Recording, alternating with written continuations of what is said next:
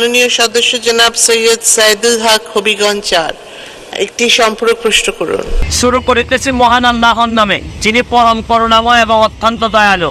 মৎস্য ও প্রাণী সম্পদ মন্ত্রী তিনি হচ্ছেন গিয়ে আমাদের মাননীয় মন্ত্রী শোভ রেজাউল করিম। উনি হচ্ছেন গিয়ে আমার জন্য একটি আইডল, আদর্শের জায়গা বলতে পারেন। আমি ওনাকে আদর্শ হিসাবে মনে করি এবং মনে করতাম আগে থেকেই। ওনার কথা শুনলে আমার কাছে মনে হতো আমি হাঁ করে তাকিয়ে থাকতাম যে এত সুন্দর কথা বলেন এবং আমি ওনার মতোই হতে চাইতাম। কিন্তু আজকে যখন দেখলাম যে একটা নিউজ আসছে, আমি জানি না আপনারা দেখেছেন কিনা, সমকালে একটা নিউজ আসছে। এই নিউজটা পড়ার পর আমার কাছে, এই সমকালের নিউজটা আমার কাছে পড়ার পর আমার মনে হয়েছে যে দুই একটা কথা আমার মনে হয় বলা উচিত। কারণ আমি একটা কথা যে একটা বিশ্বাস করি যে আমি বঙ্গবন্ধুর সৈনিক, যেখানেই দুর্নীতি কোনো গন্ধ পাই, যেখানেই মানে মানুষের টাকা নষ্ট হয় এরকম জিনিস পাই, আমি দাঁড়াই যাই, জীবনের যত ঝুঁকি থাকুক না কেন। আমি প্রথমে একটা কথা আপনাদেরকে বলতে চাই যে এই রিপোর্ট অনুযায়ী দেখলাম এই যে মৎস্য ও প্রাণী সম্পদ মন্ত্রণালয়ের তথ্য অনুযায়ী উনার জন্ম কিন্তু হচ্ছে 1962 সালে। 1962 সালে উনার জন্ম হয়ে থাকলে উনি মুক্তিযোদ্ধা হিসাবে দাবি করতেছেন, উনার সার্টিফিকেট আছে মুক্তিযোদ্ধার।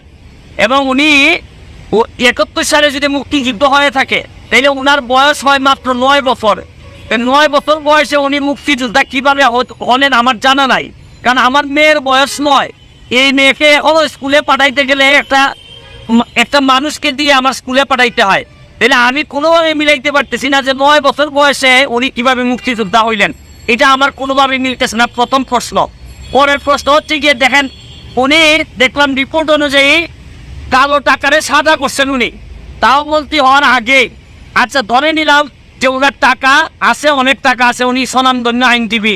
এখন কালো টাকারে যিনি সাদা করেন তার পক্ষে কিন্তু উনার মন্ত্রণালয়ে যত মানুষ দুর্নীতিবাজ আছে, যারা কালো টাকার মালিক, তাদেরকে তো নৈতিকভাবে উনি কোনো কথাই বলতে পারবেন না, কারণ উনি নিজেই তো কালো টাকার মালিক ছিলেন, যেখানে উনি সাদা করছেন এই রিপোর্ট অনুযায়ী এখানে স্পষ্ট আছে। এরপরে আমি আপনাদেরকে আরও জিনিস দেখাইতে চাই। আশ্চর্য লাগে যে একটা মানুষ, উনি নিশ্চয়ই আমাদের চেয়ে অনেক ধনী, ওনার সম্পদের হিসাবটা আমি একটু এখান থেকে আপনাদের কাছে পড়তে চাই। যে ওনার হচ্ছে গিয়ে রাজুকের 854 নম্বর দাগে হচ্ছে গিয়ে 10 তলা একটা বাড়ি আছে ওনার, যেটার নির্মাণ ব্যয় হয়েছে 15 কোটি টাকা। তোপখানা রোডে ওনার হচ্ছে গিয়ে 2টি অফিস স্পেস, তারপর হচ্ছে গিয়ে জমি হচ্ছে গিয়ে অনেক অসংখ্য জমির মালিক। তারপর রাজধানীতে 4 শতাংশ জমিতে একটি বহুতল পাকা বাড়ি, যার মূল্য কয়েক কোটি টাকা।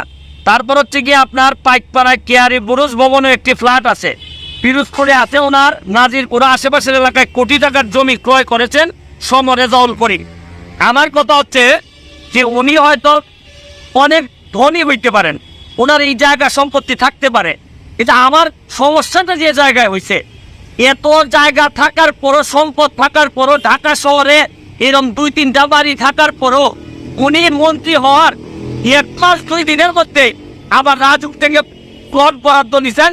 তাও আমার কথা হচ্ছে যে কত টাকা লাগে একটা মানুষের, কত টাকা হইলে মানে এটা তো ঠিক এই বরাদ্দ তো নিবে যারা হচ্ছে গিয়ে ধরেন হয়তো বেআইনি উনি কিছু করেন নাই, কিন্তু এত জায়গা সম্পত্তি থাকার পরে একটা মানুষের আবার এই জায়গা নিতে হয়। এইটা আমার কাছে মনে হয়েছে যে এটা কঠিন বাস্তবতা।